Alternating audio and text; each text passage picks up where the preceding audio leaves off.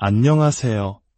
삶의 깊은 이야기와 영적인 깨달음을 나누는 시간입니다.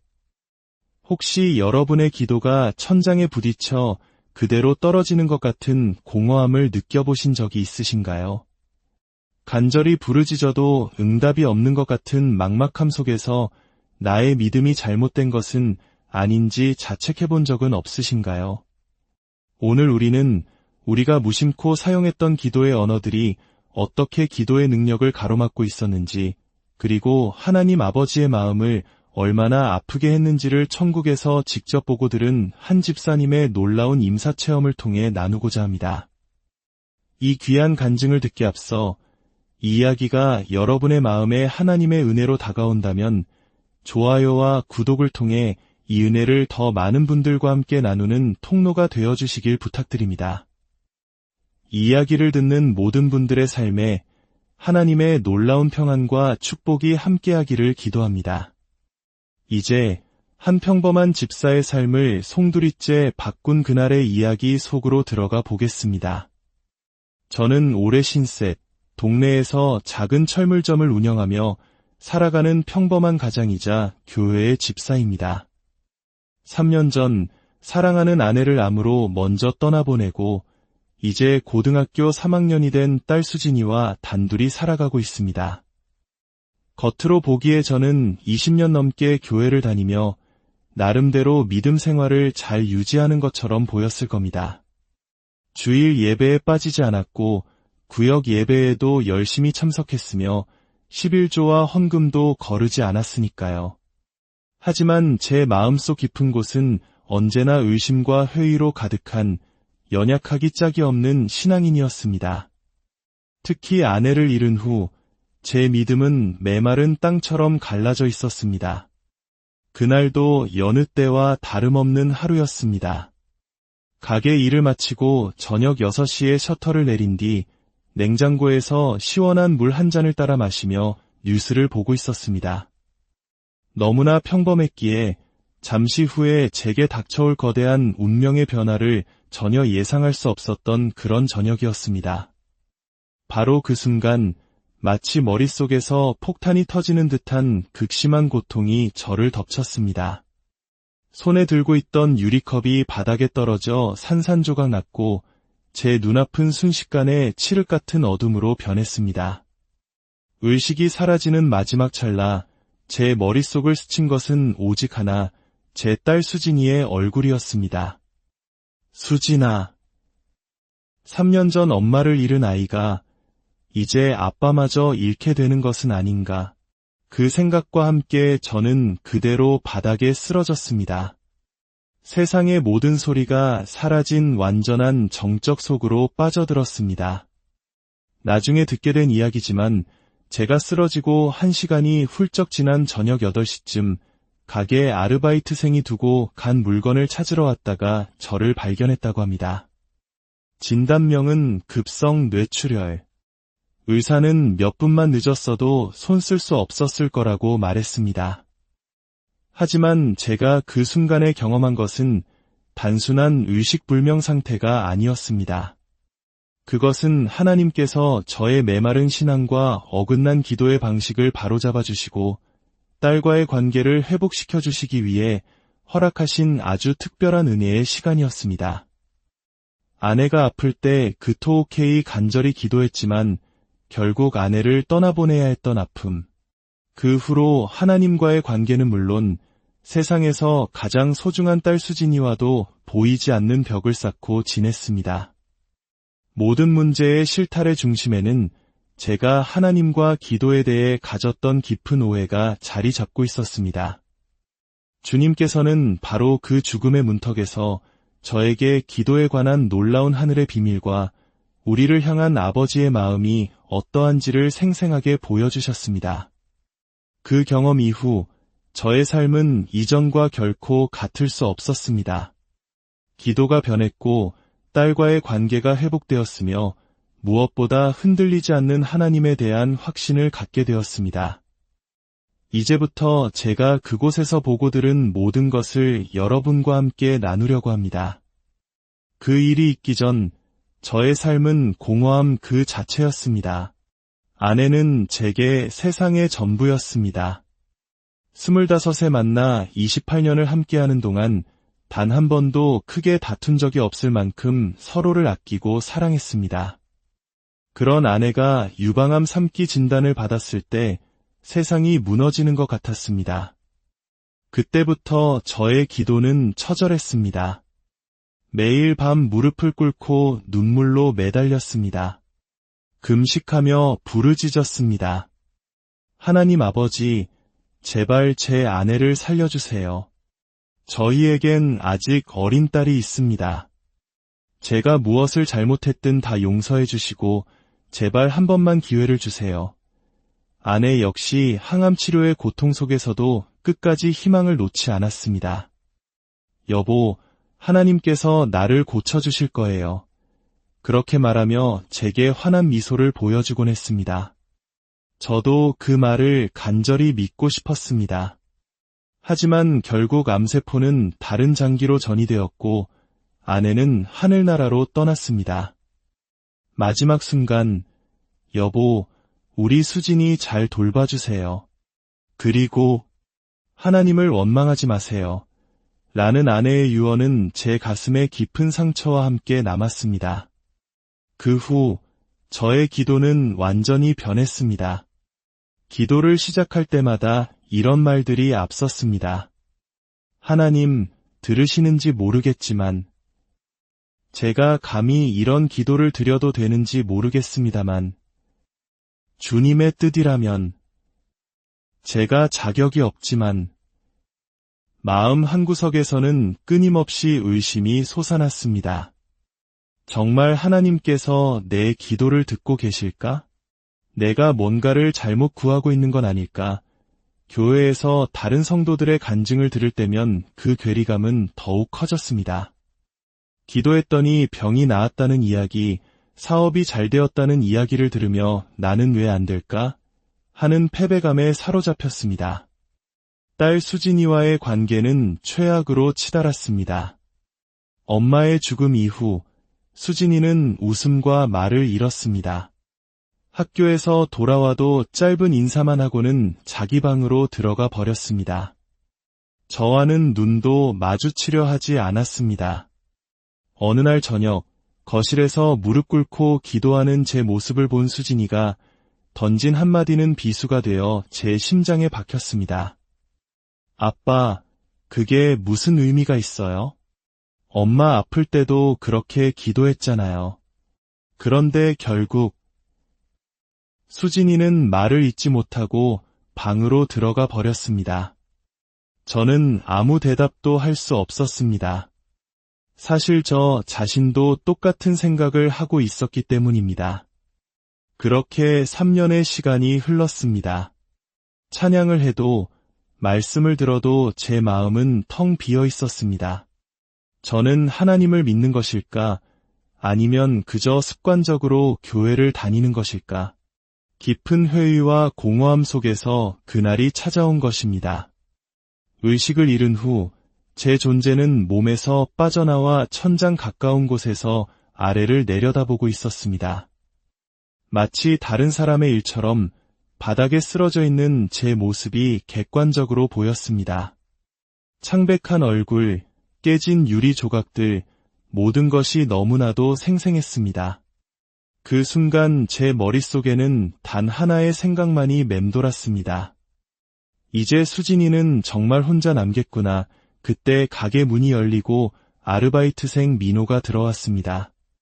저를 발견하고 다급하게 흔들어 깨우는 모습, 119에 신고하는 모습, 구급대원들이 도착해 저를 들것에 싣는 모습까지 모든 것을 위해서 지켜보았습니다.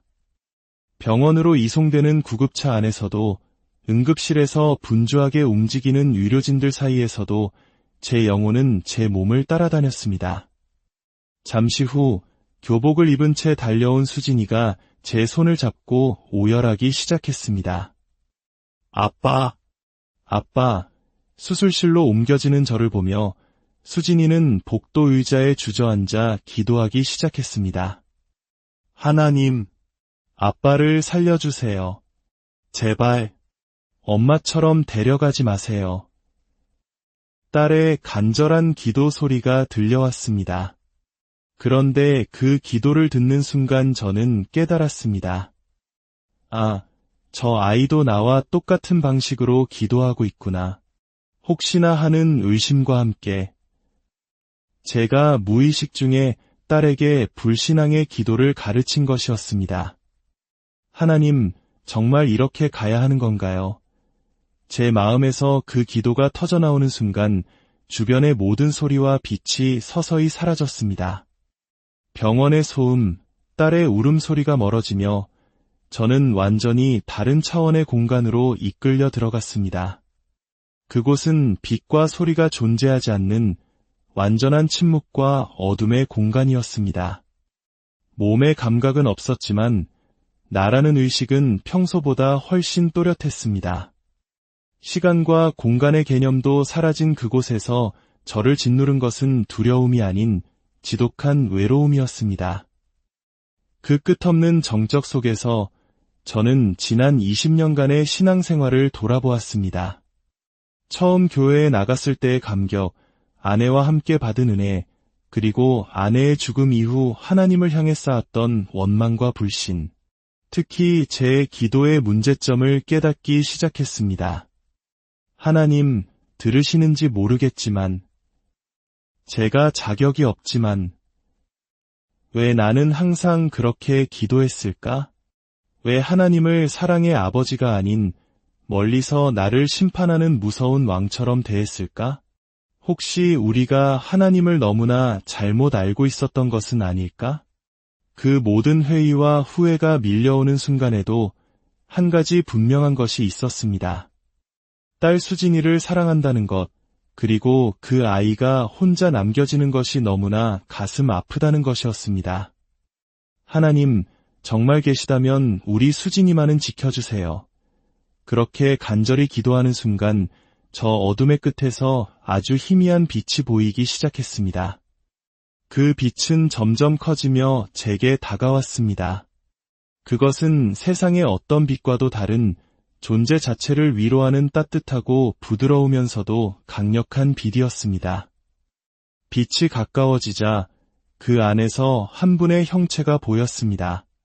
그분이 누구신지 저는 본능적으로 알 수 있었습니다. 아, 예수님이시구나. 20년 넘게 교회에서 수없이 들었던 그 이름, 예수님께서 바로 제 앞에 서 계셨습니다. 그 거룩한 빛 앞에 서자 저의 모든 죄와 허물, 의심과 불신이 벌거벗은 듯 드러났습니다. 너무나 부끄러워 고개를 들 수 없었습니다. 주님, 저는 정말 부족한 사람입니다. 하지만 예수님의 표정에는 어떤 정죄나 책망도 없었습니다.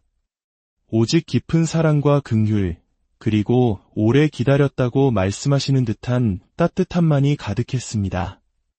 그분의 눈동자 속에는 제가 살아온 모든 순간, 제가 드렸던 모든 기도, 아내를 잃었던 절망과 딸에게 차마 하지 못했던 말들까지 제 모든 것이 담겨 있었습니다. 주님은 모든 것을 알고 계셨습니다. 그분의 눈빛은 나는 너를 심판하러 온 것이 아니라 너를 사랑하고 품어주기 위해 여기에 있다고 말씀하고 있었습니다. 주님, 죄송합니다. 제가 하나님을 오해했습니다. 마음에서 터져나오는 회개에 예수님께서는 고개를 저으시며 미소 지으셨습니다. 그리고 아무 말씀 없이도 제 마음에 이런 음성을 주셨습니다. 너의 모든 것을 이미 알고 있다. 그리고 다 용서했다. 그 순간 20년 넘게 신앙생활을 하면서도 단 한 번도 느껴보지 못했던 완전한 평안이 제 영혼을 감쌌습니다. 예수님께서 제게 손을 내미셨고 저는 그 손을 잡았습니다. 그때부터 놀라운 장면들이 제 앞에 펼쳐지기 시작했습니다. 예수님께서는 이것을 보아라고 말씀하시며 제 앞에 거대한 화면을 보여주셨습니다. 첫 번째 장면은 여러 교회에서 기도하는 사람들의 모습이었습니다. 그런데 그들의 기도는 한결같았습니다. 하나님, 저희가 감히 이런 기도를 드려도 될지 모르겠습니다만, 저희가 자격이 없지만, 그들이 그렇게 기도할 때마다 하늘로 올라가던 기도의 빛이 점점 희미해지고 약해지는 것이 보였습니다. 예수님께서 말씀하셨습니다. 보이느냐? 이들의 마음은 선하지만 나를 잘못 알고 있다. 아버지를 너무나 먼 분으로 여기고 있구나. 두 번째 장면은 어떤 아버지가 아들과 대화하는 모습이었습니다. 아들이 아버지에게 아버지, 제가 감히 말씀드려도 될까요? 저에게 이런 것을 요구할 자격이 있을까요? 라고 말하자 아버지의 얼굴에 깊은 슬픔이 스쳐 지나갔습니다. 저 아버지의 마음을 보아라. 자녀가 자신을 남처럼 대할 때 아버지는 얼마나 마음이 아프겠느냐? 나는 너희의 왕이기 이전에 너희의 아버지다. 세 번째는 바로 제 자신의 모습이었습니다. 아내가 아플 때 하나님, 제가 뭘 잘못했는지 모르겠습니다. 제가 부족해서 이런 일이 생긴 건가요? 라며 기도하는 제 모습을 보시는 예수님의 표정은 슬픔으로 가득했습니다. 너는 내가 너를 벌주기 위해 아내를 아프게 했다고 생각하느냐? 아니다. 나는 너와 함께 울고 있었다. 그 말씀을 듣는 순간 저는 통곡했습니다. 제가 하나님을 얼마나 잔인한 분으로 오해하고 있었는지 깨달았기 때문입니다.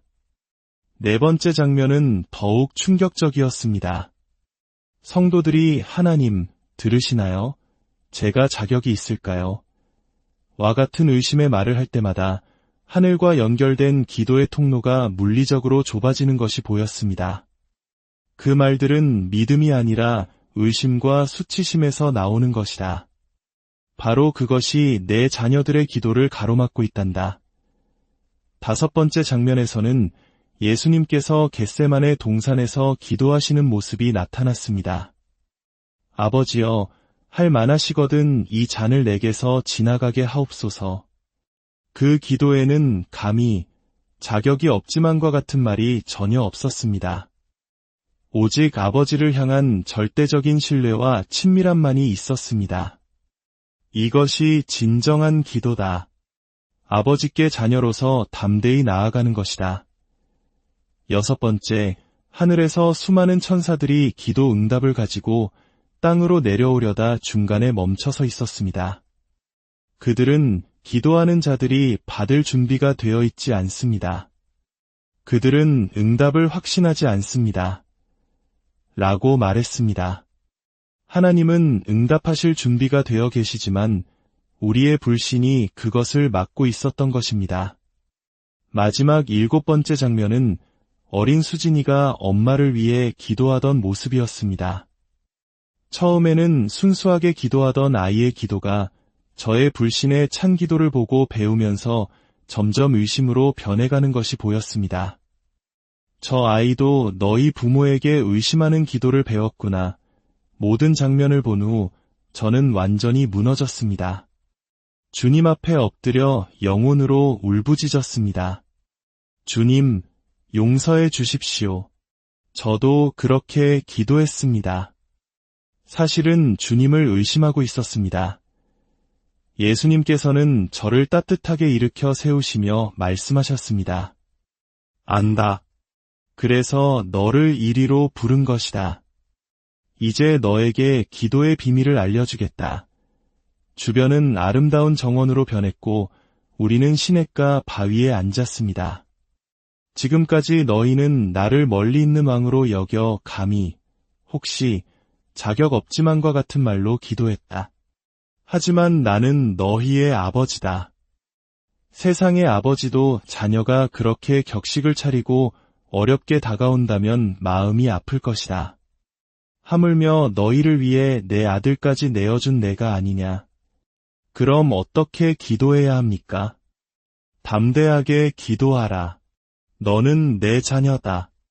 자녀에게는 아버지의 곳간을 열 권리가 있다. 아버지, 이것을 주세요. 아버지, 도와주세요. 이렇게 확신을 가지고 기도하라. 진정한 겸손이란 자신의 공로가 아닌 오직 하나님의 은혜로 내가 자녀가 되었음을 인정하고 그 자녀의 권리를 당당히 누리는 것이다.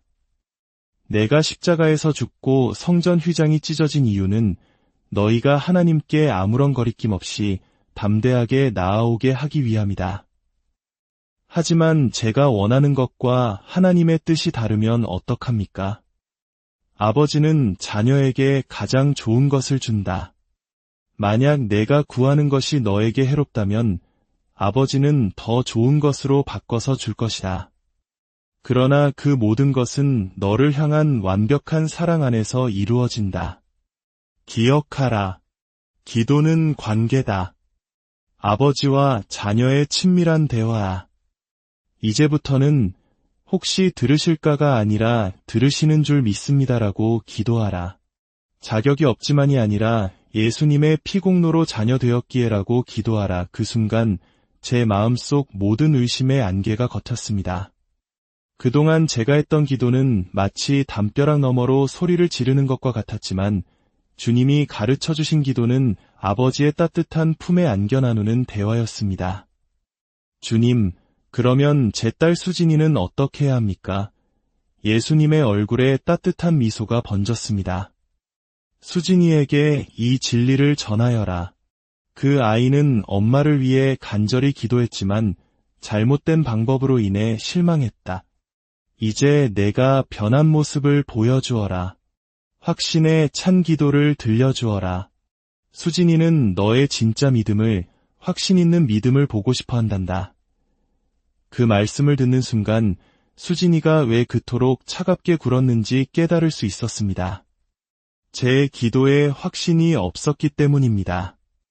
흔들리는 아빠의 믿음을 보며 아이의 마음도 다쳤던 것입니다. 이제 돌아갈 때가 되었다. 두려워하지 마라. 내가 항상 너와 함께 할 것이다. 앞으로 기도할 때는 이렇게 시작하라. 하나님 아버지, 지금 제 기도를 들으시는 줄 믿습니다. 저는 예수님의 이름으로 담대히 나아갑니다. 저는 아버지의 사랑받는 자녀입니다. 그리고 확신을 가지고 구하라. 그 말씀과 함께 저는 강한 힘에 이끌려 다시 현실 세계로 빨려 들어가는 느낌을 받았습니다. 제가 눈을 떴을 때 저는 병원 중환자실에 누워 있었습니다. 기적적으로 수술은 성공했고 저는 빠르게 회복했습니다. 퇴원 후 저는 완전히 다른 사람이 되었습니다. 무엇보다 제 기도가 달라졌습니다. 어느 날 저녁, 저는 거실에서 무릎을 꿇고 소리내어 기도했습니다. 하나님 아버지, 지금 제 기도를 들으시는 줄 믿습니다. 저는 아버지의 자녀이기에 예수님의 이름으로 담대히 구합니다. 제 딸 수진이의 마음을 열어주시고 우리 가정을 회복시켜 주십시오. 이 모든 것을 이루실 줄 믿고 감사드립니다. 그때 방문이 열리고 수진이가 저를 바라보고 있었습니다. 그 아이의 눈에는 놀라움이 가득했습니다. 그날 이후 우리 사이에 보이지 않던 벽이 허물어지기 시작했습니다. 저는 제가 천국에서 보고 들은 모든 것을 수진이에게 이야기해 주었습니다. 우리가 얼마나 하나님을 오해하고 있었는지, 우리의 기도가 얼마나 잘못되었는지를 말해 주었습니다. 수진이는 눈물을 흘리며 제 이야기를 들었고, 그날 밤 우리는 3년 만에 처음으로 함께 무릎을 꿇고 기도했습니다. 의심과 두려움이 아닌 확신과 사랑으로 가득 찬 기도를 드렸습니다. 여러분, 이 이야기는 저 한 사람의 특별한 경험이 아닐 것입니다. 오늘 이 시간 하나님께서는 여러분 모두에게 말씀하고 계십니다. 나는 너희를 심판하는 재판관이 아니라 너희를 기다리는 아버지다. 두려워 말고 내게 나아오너라. 너희는 내 사랑하는 자녀이니 담대하게 구하라. 너희의 신음 같은 기도에도 나는 귀 기울이고 있단다. 오늘 이 이야기를 들으신 모든 분들이 더 이상 불신과 자격지심에 갇혀 기도의 능력을 잃어버리지 않기를 소망합니다. 두려운 종이 아닌 사랑받는 자녀의 권세를 누리며 살아계신 하나님 아버지와 깊고 친밀한 교제를 나누는 축복이 여러분 모두의 삶에 가득하기를 예수님의 이름으로 간절히 축원합니다. 안녕하세요. 삶의 깊은 이야기와 영적인 깨달음을 나누는 시간입니다. 혹시 여러분의 기도가 천장에 부딪혀 그대로 떨어지는 것 같은 공허함을 느껴보신 적이 있으신가요? 간절히 부르짖어도 응답이 없는 것 같은 막막함 속에서 나의 믿음이 잘못된 것은 아닌지 자책해본 적은 없으신가요? 오늘 우리가 무심코 사용했던 기도의 언어들이 어떻게 기도의 능력을 가로막고 있었는지, 그리고 하나님 아버지의 마음을 얼마나 아프게 했는지를 천국에서 직접 보고 들은 한 집사님의 놀라운 임사체험을 통해 나누고자 합니다. 이 귀한 간증을 듣기 앞서 이 이야기가 여러분의 마음에 하나님의 은혜로 다가온다면 좋아요와 구독을 통해 이 은혜를 더 많은 분들과 함께 나누는 통로가 되어주시길 부탁드립니다. 이 이야기를 듣는 모든 분들의 삶에 하나님의 놀라운 평안과 축복이 함께하기를 기도합니다. 이제 한 평범한 집사의 삶을 송두리째 바꾼 그날의 이야기 속으로 들어가 보겠습니다. 저는 올해 신셋, 동네에서 작은 철물점을 운영하며 살아가는 평범한 가장이자 교회의 집사입니다. 3년 전 사랑하는 아내를 암으로 먼저 떠나보내고 이제 고등학교 3학년이 된 딸 수진이와 단둘이 살아가고 있습니다. 겉으로 보기에 저는 20년 넘게 교회를 다니며 나름대로 믿음 생활을 잘 유지하는 것처럼 보였을 겁니다. 주일 예배에 빠지지 않았고 구역 예배에도 열심히 참석했으며 11조와 헌금도 거르지 않았으니까요. 하지만 제 마음속 깊은 곳은 언제나 의심과 회의로 가득한 연약하기 짝이 없는 신앙인이었습니다.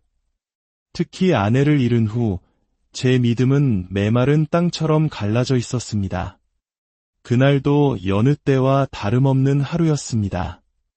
가게 일을 마치고 저녁 6시에 셔터를 내린 뒤 냉장고에서 시원한 물 한 잔을 따라 마시며 뉴스를 보고 있었습니다.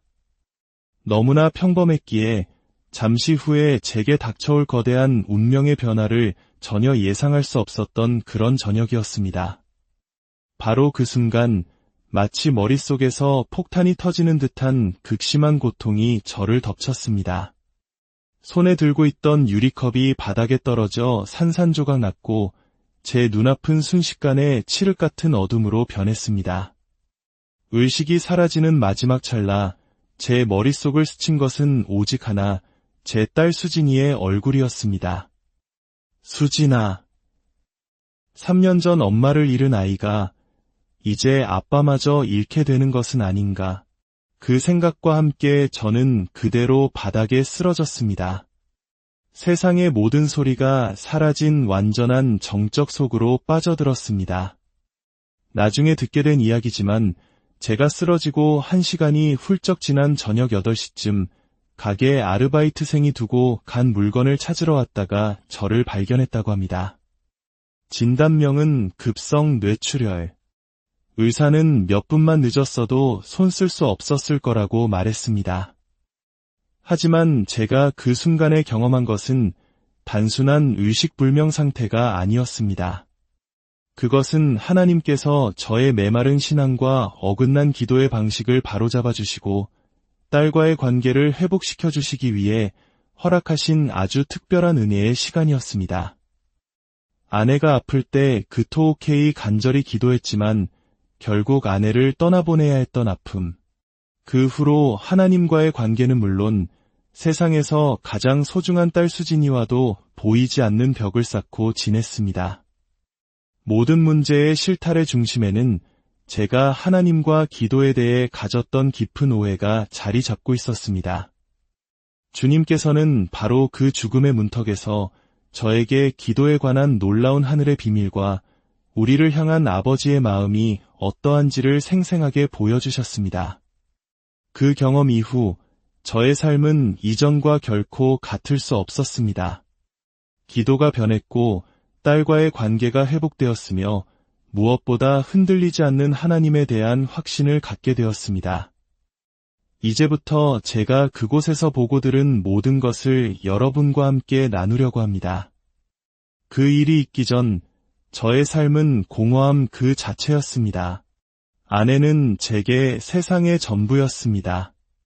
25에 만나 28년을 함께하는 동안 단 한 번도 크게 다툰 적이 없을 만큼 서로를 아끼고 사랑했습니다. 그런 아내가 유방암 3기 진단을 받았을 때 세상이 무너지는 것 같았습니다. 그때부터 저의 기도는 처절했습니다. 매일 밤 무릎을 꿇고 눈물로 매달렸습니다. 금식하며 부르짖었습니다. 하나님 아버지, 제발 제 아내를 살려주세요. 저희에겐 아직 어린 딸이 있습니다. 제가 무엇을 잘못했든 다 용서해 주시고 제발 한 번만 기회를 주세요. 아내 역시 항암 치료의 고통 속에서도 끝까지 희망을 놓지 않았습니다. 여보, 하나님께서 나를 고쳐주실 거예요. 그렇게 말하며 제게 환한 미소를 보여주곤 했습니다. 저도 그 말을 간절히 믿고 싶었습니다. 하지만 결국 암세포는 다른 장기로 전이되었고 아내는 하늘나라로 떠났습니다. 마지막 순간, 여보, 우리 수진이 잘 돌봐주세요. 그리고 하나님을 원망하지 마세요. 라는 아내의 유언은 제 가슴에 깊은 상처와 함께 남았습니다. 그 후 저의 기도는 완전히 변했습니다. 기도를 시작할 때마다 이런 말들이 앞섰습니다.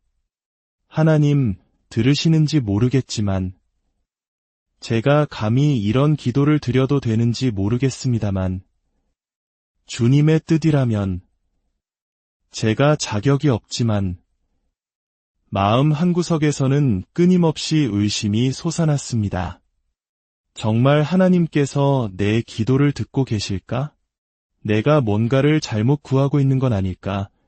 교회에서 다른 성도들의 간증을 들을 때면 그 괴리감은 더욱 커졌습니다. 기도했더니 병이 나았다는 이야기, 사업이 잘 되었다는 이야기를 들으며 나는 왜 안 될까? 하는 패배감에 사로잡혔습니다. 딸 수진이와의 관계는 최악으로 치달았습니다. 엄마의 죽음 이후 수진이는 웃음과 말을 잃었습니다. 학교에서 돌아와도 짧은 인사만 하고는 자기 방으로 들어가 버렸습니다. 저와는 눈도 마주치려 하지 않았습니다. 어느 날 저녁, 거실에서 무릎 꿇고 기도하는 제 모습을 본 수진이가 던진 한마디는 비수가 되어 제 심장에 박혔습니다. 아빠, 그게 무슨 의미가 있어요? 엄마 아플 때도 그렇게 기도했잖아요. 그런데 결국 수진이는 말을 잇지 못하고 방으로 들어가 버렸습니다. 저는 아무 대답도 할 수 없었습니다. 사실 저 자신도 똑같은 생각을 하고 있었기 때문입니다. 그렇게 3년의 시간이 흘렀습니다. 찬양을 해도 말씀을 들어도 제 마음은 텅 비어 있었습니다.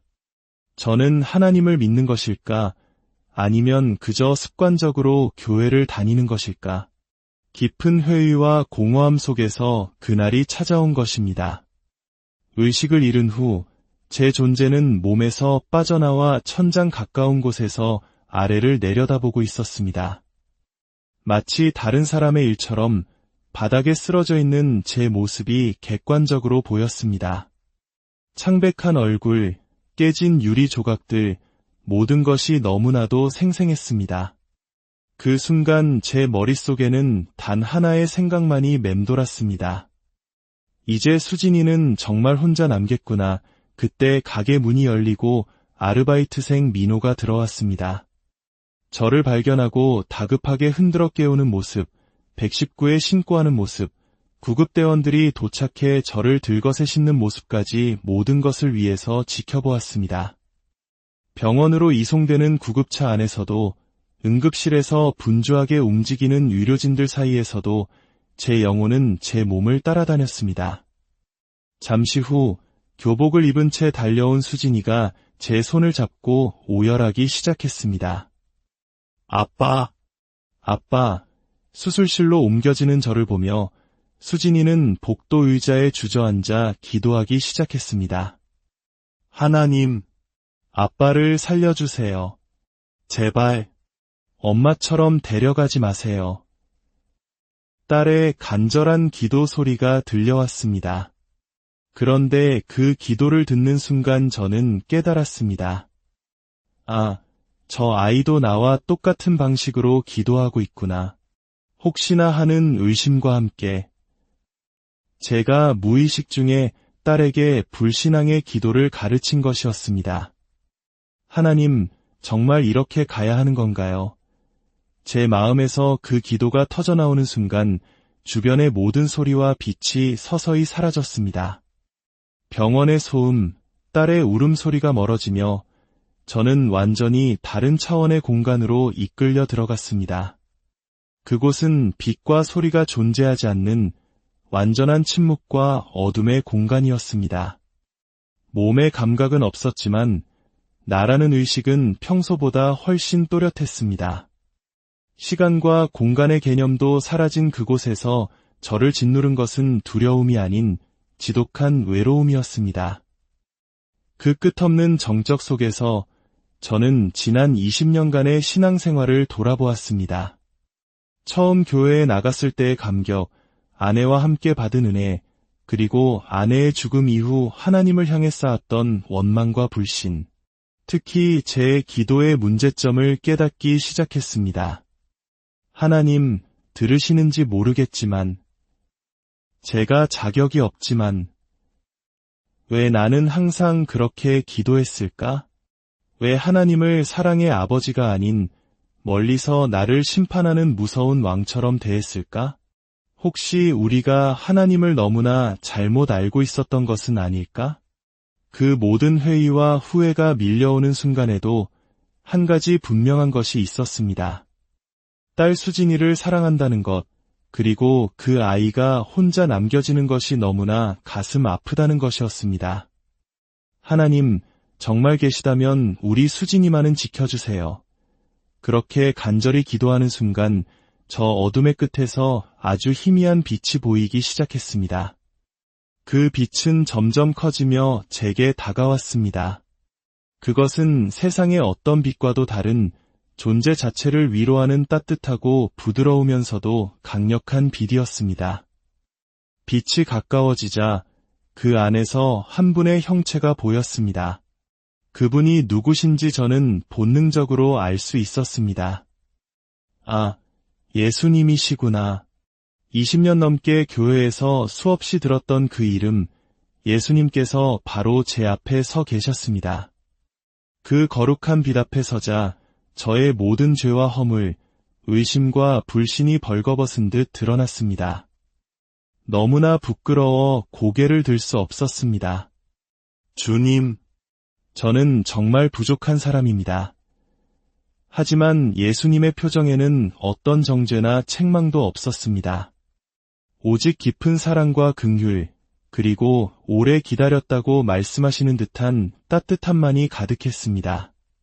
그분의 눈동자 속에는 제가 살아온 모든 순간, 제가 드렸던 모든 기도, 아내를 잃었던 절망과 딸에게 차마 하지 못했던 말들까지 제 모든 것이 담겨 있었습니다. 주님은 모든 것을 알고 계셨습니다.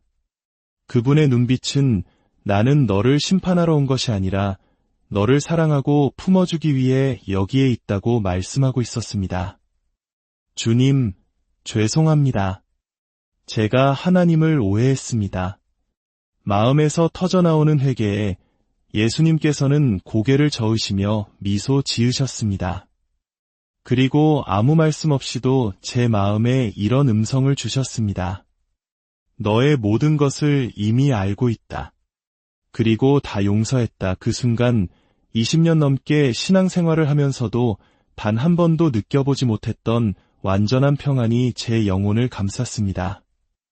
예수님께서 제게 손을 내미셨고 저는 그 손을 잡았습니다. 그때부터 놀라운 장면들이 제 앞에 펼쳐지기 시작했습니다. 예수님께서는 이것을 보아라고 말씀하시며 제 앞에 거대한 화면을 보여주셨습니다. 첫 번째 장면은 여러 교회에서 기도하는 사람들의 모습이었습니다. 그런데 그들의 기도는 한결같았습니다. 하나님, 저희가 감히 이런 기도를 드려도 될지 모르겠습니다만, 저희가 자격이 없지만, 그들이 그렇게 기도할 때마다 하늘로 올라가던 기도의 빛이 점점 희미해지고 약해지는 것이 보였습니다. 예수님께서 말씀하셨습니다. 보이느냐? 이들의 마음은 선하지만 나를 잘못 알고 있다. 아버지를 너무나 먼 분으로 여기고 있구나. 두 번째 장면은 어떤 아버지가 아들과 대화하는 모습이었습니다. 아들이 아버지에게 아버지, 제가 감히 말씀드려도 될까요? 저에게 이런 것을 요구할 자격이 있을까요? 라고 말하자 아버지의 얼굴에 깊은 슬픔이 스쳐 지나갔습니다. 저 아버지의 마음을 보아라. 자녀가 자신을 남처럼 대할 때 아버지는 얼마나 마음이 아프겠느냐? 나는 너희의 왕이기 이전에 너희의 아버지다. 세 번째는 바로 제 자신의 모습이었습니다. 아내가 아플 때 하나님, 제가 뭘 잘못했는지 모르겠습니다. 제가 부족해서 이런 일이 생긴 건가요? 라며 기도하는 제 모습을 보시는 예수님의 표정은 슬픔으로 가득했습니다. 너는 내가 너를 벌주기 위해 아내를 아프게 했다고 생각하느냐? 아니다. 나는 너와 함께 울고 있었다. 그 말씀을 듣는 순간 저는 통곡했습니다. 제가 하나님을 얼마나 잔인한 분으로 오해하고 있었는지 깨달았기 때문입니다. 네 번째 장면은 더욱 충격적이었습니다. 성도들이 하나님, 들으시나요? 제가 자격이 있을까요? 와 같은 의심의 말을 할 때마다 하늘과 연결된 기도의 통로가 물리적으로 좁아지는 것이 보였습니다. 그 말들은 믿음이 아니라 의심과 수치심에서 나오는 것이다. 바로 그것이 내 자녀들의 기도를 가로막고 있단다. 다섯 번째 장면에서는 예수님께서 겟세마네 동산에서 기도하시는 모습이 나타났습니다. 아버지여, 할 만하시거든 이 잔을 내게서 지나가게 하옵소서. 그 기도에는 감히 자격이 없지만과 같은 말이 전혀 없었습니다. 오직 아버지를 향한 절대적인 신뢰와 친밀함만이 있었습니다. 이것이 진정한 기도다. 아버지께 자녀로서 담대히 나아가는 것이다. 여섯 번째, 하늘에서 수많은 천사들이 기도 응답을 가지고 땅으로 내려오려다 중간에 멈춰서 있었습니다. 그들은 기도하는 자들이 받을 준비가 되어 있지 않습니다. 그들은 응답을 확신하지 않습니다. 라고 말했습니다. 하나님은 응답하실 준비가 되어 계시지만 우리의 불신이 그것을 막고 있었던 것입니다. 마지막 일곱 번째 장면은 어린 수진이가 엄마를 위해 기도하던 모습이었습니다. 처음에는 순수하게 기도하던 아이의 기도가 저의 불신의 찬 기도를 보고 배우면서 점점 의심으로 변해가는 것이 보였습니다. 저 아이도 너희 부모에게 의심하는 기도를 배웠구나. 모든 장면을 본 후 저는 완전히 무너졌습니다. 주님 앞에 엎드려 영혼으로 울부짖었습니다. 주님, 용서해 주십시오. 저도 그렇게 기도했습니다. 사실은 주님을 의심하고 있었습니다. 예수님께서는 저를 따뜻하게 일으켜 세우시며 말씀하셨습니다. 안다. 그래서 너를 이리로 부른 것이다. 이제 너에게 기도의 비밀을 알려주겠다. 주변은 아름다운 정원으로 변했고 우리는 시냇가 바위에 앉았습니다. 지금까지 너희는 나를 멀리 있는 왕으로 여겨 감히 혹시 자격 없지만과 같은 말로 기도했다. 하지만 나는 너희의 아버지다. 세상의 아버지도 자녀가 그렇게 격식을 차리고 어렵게 다가온다면 마음이 아플 것이다. 하물며 너희를 위해 내 아들까지 내어준 내가 아니냐. 그럼 어떻게 기도해야 합니까? 담대하게 기도하라. 너는 내 자녀다. 자녀에게는 아버지의 곳간을 열 권리가 있다. 아버지, 이것을 주세요.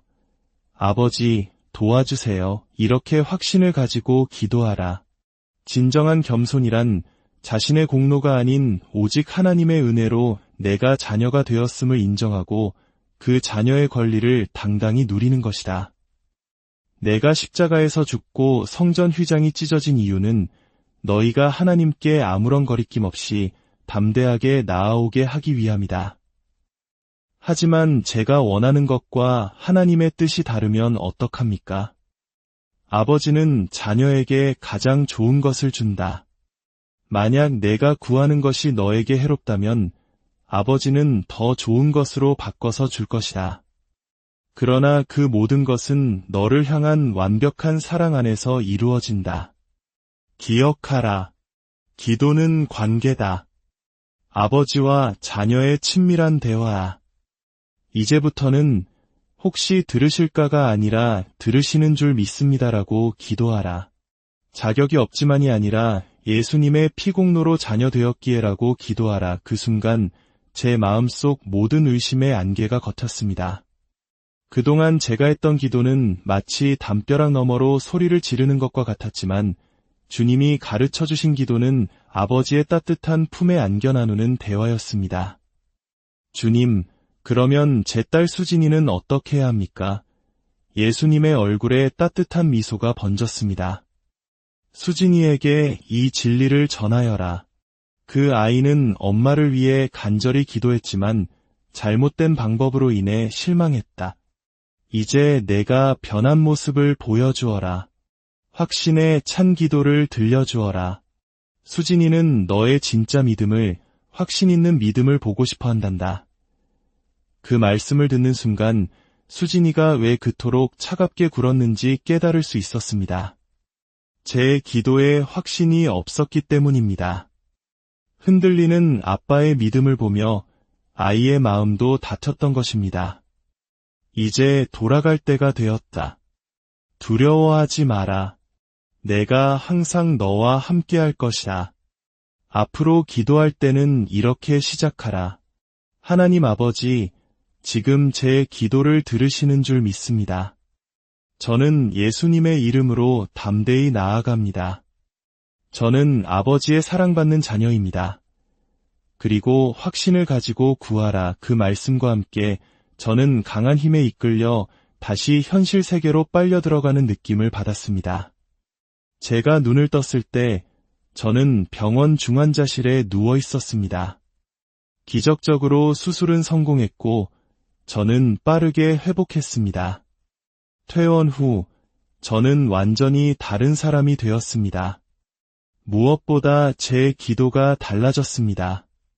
어느 날 저녁, 저는 거실에서 무릎을 꿇고 소리내어 기도했습니다.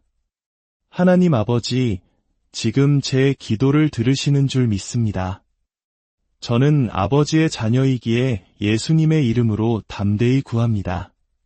제 딸 수진이의 마음을 열어주시고 우리 가정을 회복시켜 주십시오. 이 모든 것을 이루실 줄 믿고 감사드립니다. 그때 방문이 열리고 수진이가 저를 바라보고 있었습니다. 그 아이의 눈에는 놀라움이 가득했습니다. 그날 이후 우리 사이에 보이지 않던 벽이 허물어지기 시작했습니다. 저는 제가 천국에서 보고 들은 모든 것을 수진이에게 이야기해 주었습니다. 우리가 얼마나 하나님을 오해하고 있었는지, 우리의 기도가 얼마나 잘못되었는지를 말해 주었습니다. 수진이는 눈물을 흘리며 제 이야기를 들었고, 그날 밤 우리는 3년 만에 처음으로 함께 무릎을 꿇고 기도했습니다. 의심과 두려움이 아닌 확신과 사랑으로 가득 찬 기도를 드렸습니다. 여러분, 이 이야기는 저 한 사람의 특별한 경험이 아닐 것입니다. 오늘 이 시간 하나님께서는 여러분 모두에게 말씀하고 계십니다. 나는 너희를 심판하는 재판관이 아니라 너희를 기다리는 아버지다. 두려워 말고 내게 나아오너라. 너희는 내 사랑하는 자녀이니 담대하게 구하라. 너희의 신음 같은 기도에도 나는 귀 기울이고 있단다. 오늘 이 이야기를 들으신 모든 분들이 더 이상 불신과 자격지심에 갇혀 기도의 능력을 잃어버리지 않기를 소망합니다. 두려운 종이 아닌 사랑받는 자녀의 권세를 누리며 살아계신 하나님 아버지와 깊고 친밀한 교제를 나누는 축복이 여러분 모두의 삶에 가득하기를 예수님의 이름으로 간절히 축원합니다. 안녕하세요. 삶의 깊은 이야기와 영적인 깨달음을 나누는 시간입니다. 혹시 여러분의 기도가 천장에 부딪혀 그대로 떨어지는 것 같은 공허함을 느껴보신 적이 있으신가요? 간절히 부르짖어도 응답이 없는 것 같은 막막함 속에서 나의 믿음이 잘못된 것은 아닌지 자책해본 적은 없으신가요? 오늘 우리는 우리가 무심코 사용했던 기도의 언어들이 어떻게 기도의 능력을 가로막고 있었는지, 그리고 하나님 아버지의 마음을 얼마나 아프게 했는지를 천국에서 직접 보고 들은 한 집사님의 놀라운 임사체험을 통해 나누고자 합니다. 이 귀한 간증을 듣기 앞서 이 이야기가 여러분의 마음에 하나님의 은혜로 다가온다면 좋아요와 구독을 통해 이 은혜를 더 많은 분들과 함께 나누는 통로가 되어주시길 부탁드립니다.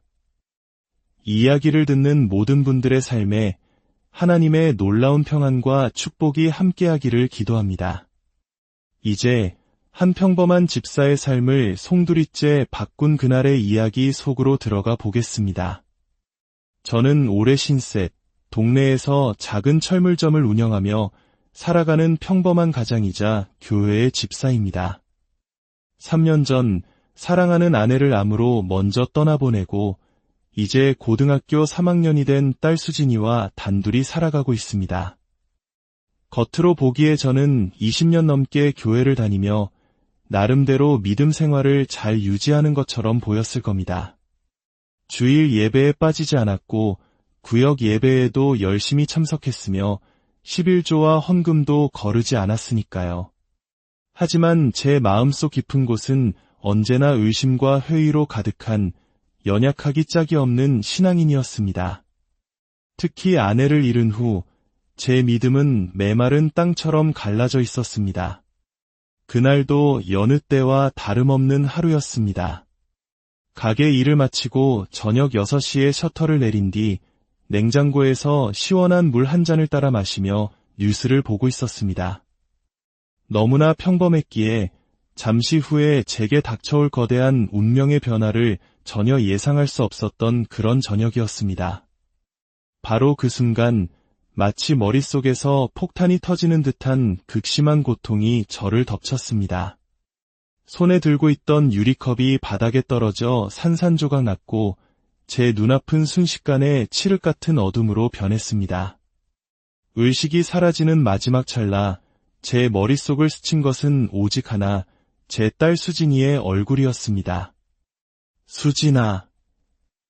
3년 전 엄마를 잃은 아이가 이제 아빠마저 잃게 되는 것은 아닌가. 그 생각과 함께 저는 그대로 바닥에 쓰러졌습니다.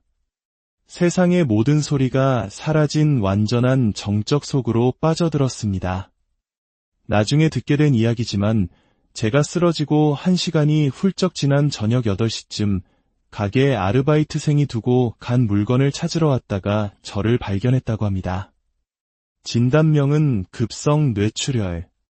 의사는 몇 분만 늦었어도 손 쓸 수 없었을 거라고 말했습니다. 하지만 제가 그 순간에 경험한 것은 단순한 의식불명 상태가 아니었습니다. 그것은 하나님께서 저의 메마른 신앙과 어긋난 기도의 방식을 바로잡아 주시고 딸과의 관계를 회복시켜 주시기 위해 허락하신 아주 특별한 은혜의 시간이었습니다. 아내가 아플 때 그토록히 간절히 기도했지만 결국 아내를 떠나보내야 했던 아픔. 그 후로 하나님과의 관계는 물론 세상에서 가장 소중한 딸 수진이와도 보이지 않는 벽을 쌓고 지냈습니다. 모든 문제의 실탈의 중심에는 제가 하나님과 기도에 대해 가졌던 깊은 오해가 자리 잡고 있었습니다. 주님께서는 바로 그 죽음의 문턱에서 저에게 기도에 관한 놀라운 하늘의 비밀과 우리를 향한 아버지의 마음이 어떠한지를 생생하게 보여주셨습니다. 그 경험 이후 저의 삶은 이전과 결코 같을 수 없었습니다. 기도가 변했고 딸과의 관계가 회복되었으며 무엇보다 흔들리지 않는 하나님에 대한 확신을 갖게 되었습니다. 이제부터 제가 그곳에서 보고 들은 모든 것을 여러분과 함께 나누려고 합니다.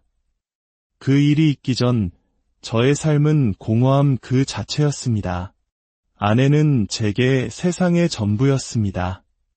25에 만나 28년을 함께하는 동안 단 한 번도 크게 다툰 적이 없을 만큼 서로를 아끼고 사랑했습니다.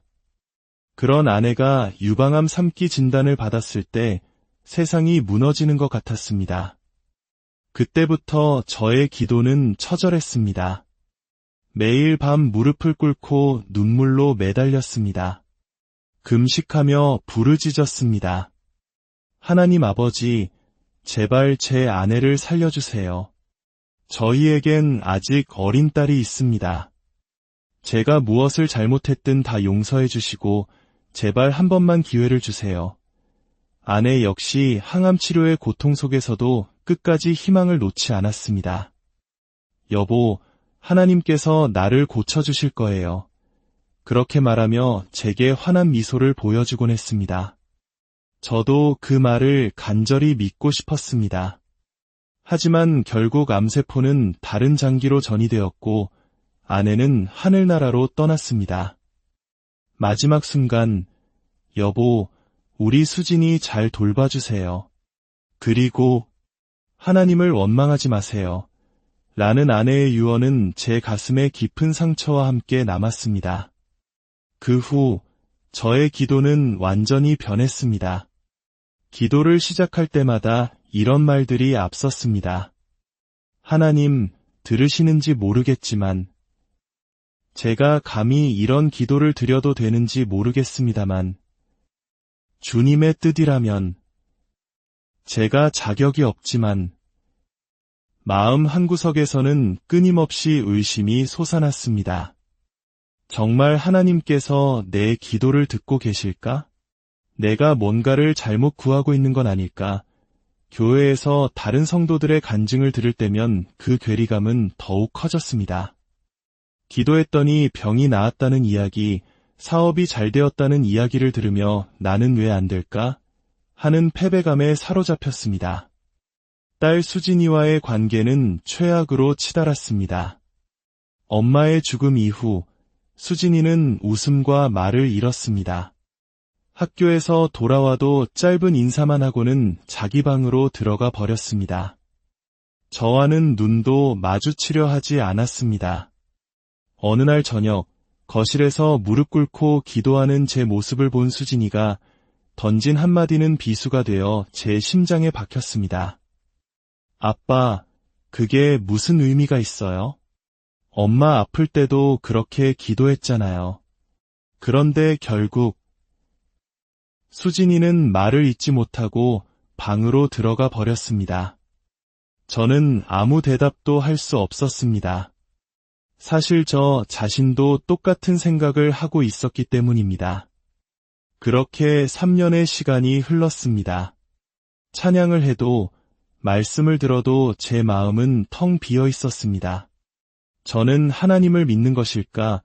아니면 그저 습관적으로 교회를 다니는 것일까? 깊은 회의와 공허함 속에서 그날이 찾아온 것입니다. 의식을 잃은 후 제 존재는 몸에서 빠져나와 천장 가까운 곳에서 아래를 내려다보고 있었습니다. 마치 다른 사람의 일처럼 바닥에 쓰러져 있는 제 모습이 객관적으로 보였습니다. 창백한 얼굴, 깨진 유리 조각들, 모든 것이 너무나도 생생했습니다. 그 순간 제 머릿속에는 단 하나의 생각만이 맴돌았습니다. 이제 수진이는 정말 혼자 남겠구나. 그때 가게 문이 열리고 아르바이트생 민호가 들어왔습니다. 저를 발견하고 다급하게 흔들어 깨우는 모습, 119에 신고하는 모습, 구급대원들이 도착해 저를 들것에 싣는 모습까지 모든 것을 위해서 지켜보았습니다. 병원으로 이송되는 구급차 안에서도 응급실에서 분주하게 움직이는 의료진들 사이에서도 제 영혼은 제 몸을 따라다녔습니다. 잠시 후 교복을 입은 채 달려온 수진이가 제 손을 잡고 오열하기 시작했습니다. 아빠, 수술실로